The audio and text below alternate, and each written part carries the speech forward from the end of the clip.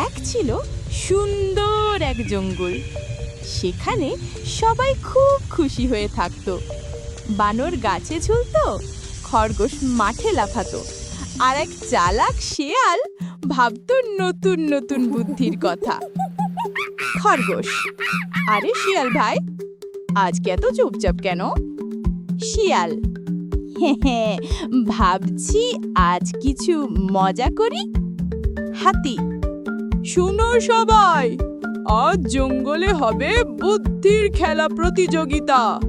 যে সবচেয়ে বুদ্ধিমান সে পাবে এক গদা ফল আর সবার সম্মান। বানর: আমি তো গাছে উঠতে পারি, আমি নিশ্চয়ই জিতবো। বাঘ: আমার মতো শক্তিশালী কে আছে? পুরস্কার আমারই হবে। শিয়াল: শক্তি নয় ভাই বাঘ, বুদ্ধিই আসল শক্তি। খেলা শুরু হলো। সবাই নানা উপায়ে চেষ্টা করতে লাগলো।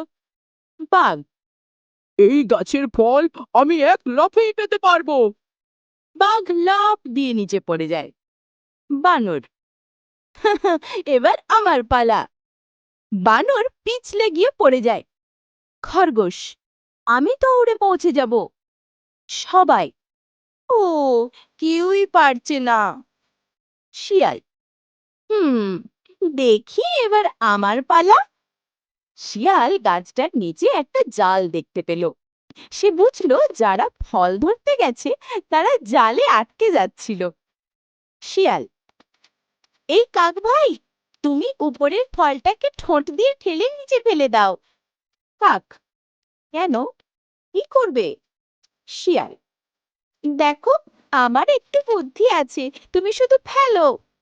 সব প্রাণী: ও, জাল তো ছিঁড়ে গেল।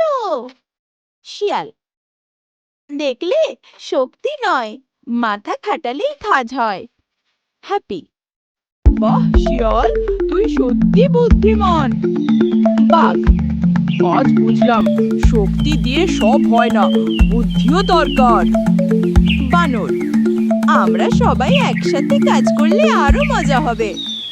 শিয়াল: ঠিক বলেছ, যদি সবাই মিলে বুদ্ধি খাটায় তাহলে জঙ্গলটা আরো সুখেল হবে। সবাই: ইয়ে!